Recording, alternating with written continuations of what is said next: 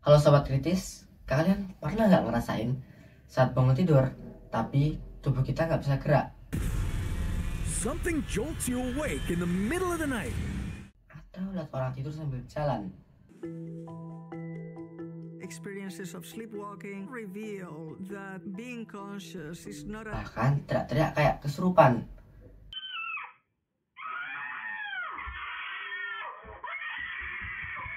Nah, hari ini kita akan bahas mitos-mitos yang ada pada saat kita tidur. Sesuatu yang sering dianggap mistis, padahal sebelumnya bisa dijelaskan secara ilmiah. Kalian sudah siap? Gas, kita bongkar semuanya.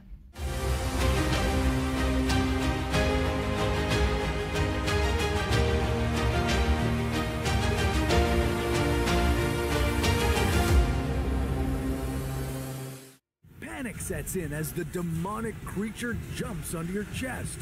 Your entire body is paralyzed. Oke, yang pertama kita mulai dengan sleep paralysis atau biasa dikenal dengan ketindihan. Ada begitu banyak mitos kenapa seseorang bisa mengalami hal ini. Mulai dari diganggu makhluk gaib, tidur di bawah kayu atap rumah, sampai tidak melakukan ritual tertentu saat tidur. Jadi, sleep paralysis ini adalah kejadian saat kita bangun dari tidur, tapi tubuh kita nggak bisa digerakkan. Kita sadar, kita bisa lihat sekeliling kita, tapi tubuh kita merasa lupa gitu loh. Kadang kita juga merasa seperti ada yang nekan di dada gitu, atau melihat bayangan menyeramkan di kamar. Tapi sebenarnya semua itu cuma efek dari otak kita yang belum sepenuhnya bangun.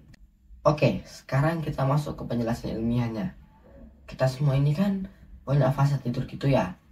Salah satunya adalah fase REM, kepanjangannya dari Rapid Eye Movement. Nah, fase REM ini adalah fase dalam tidur terjadinya mimpi.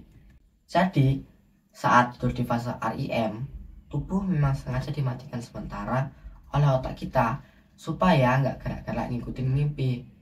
Bayangin kalau kita mimpi lari, tapi tubuh kita juga ikut lari beneran.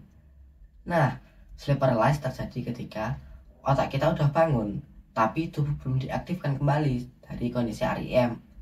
Jadinya ya, kita sadar, tapi kita nggak bisa gerak. Lantas ada yang bilang, kok banyak yang bilang melihat hantu saat ketindihan?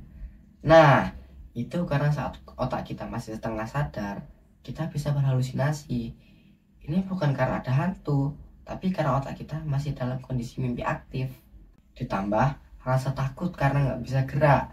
Jadi otak kita bisa mengisi kekosongan dengan gambar-gambar yang menakutkan, kayak bayangan hitam, suara aneh, atau merasa ada yang duduk di dada kita sendiri. Pemicu sleep paralysis adalah kurang tidur, posisi tidur terlentang, stres dan kecemasan, pola tidur nggak teratur, dan fakta menariknya, kalian tahu nggak? 1 dari 5 orang pernah mengalami sleep paralysis minimal sekali seumur hidup. These are people who sleepwalk.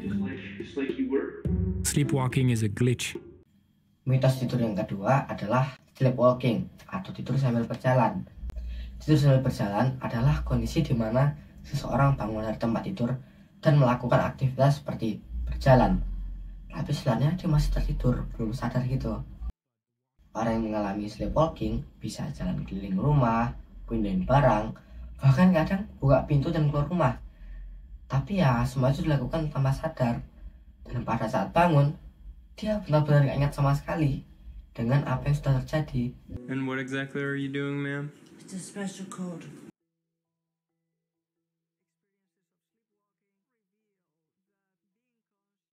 Beda dengan sleep paralysis, sleepwalking ini terjadi pada seseorang yang sedang dalam fase deep sleep, bukan saat fase mimpi REM.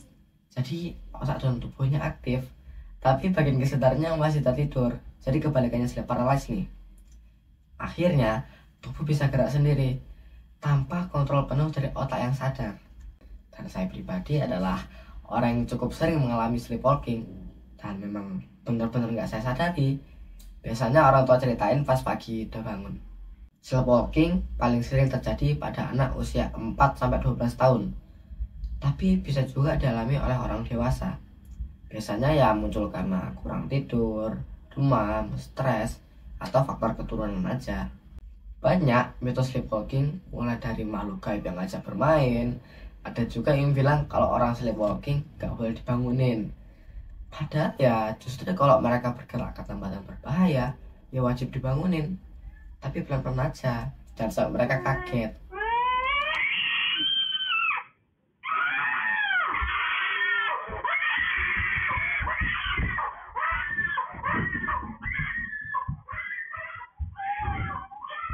Dan yang terakhir adalah sleep terror. Ini adalah kondisi saat seorang tiba-tiba terbangun dari tidur dengan teriakan, napas terengah-engah, wajah ketakutan, dan detak jantung cepat. Tapi dia masih nggak sadar dan nggak bisa diajak komunikasi. Kalau kita orang yang sadar saat melihatnya pasti panik. Orang yang sedang mengalami sleep terror terlihat sangat takut banget, kayak lagi mimpi buruk banget gitu loh. Tapi setelah beberapa menit, biasanya dia kembali tidur lagi sih. Sleep terror tidak seperti mimpi buruk. Kalau mimpi buruk terjadi di fase tidur REM atau fase bermimpi dan kita bisa teringat mimpinya saat bangun. Sedangkan sleep terror terjadi di fase deep sleep. Orangnya nggak sadar pada saat itu dari ingat apapun setelah terbangun. Jadi sleep terror itu bukan mimpi yang menakutkan. Ini seperti reaksi panik otomatis dari otak yang belum bangun sepenuhnya. Nah, kenapa sleep terror bisa terjadi? Sleep terror terjadi karena gangguan transisi antara fase tidur dalam dan tidur ringan. Otak kita biasanya berpindah tahap tidur secara halus. Tapi pada kasus sleep terror, otak kita itu nyangkut di antara tahapan itu. Sehingga bagian otak yang ngatur rasa takut dan refleks bertahan hidup itu aktif secara tiba-tiba. Akibatnya, orang tersebut bisa menjerit, berkeringat, napas berat, tapi ya tetap nggak sadar karena bagian kesadarannya belum bangun. Untungnya, sleep terror biasanya tidak berlangsung lama dan akan hilang seiring bertambahnya usia. Sleep terror juga memiliki banyak mitos, mulai dari gangguan roh jahat sampai sering disangka kesurupan. Karena memang terlihat ekstrim gitu loh. Ada ceritanya, keringat dingin, kadang sampai kejang-kejang gitu. Tapi sebenarnya ini ya cuma otak aja yang salah nyalain alarm.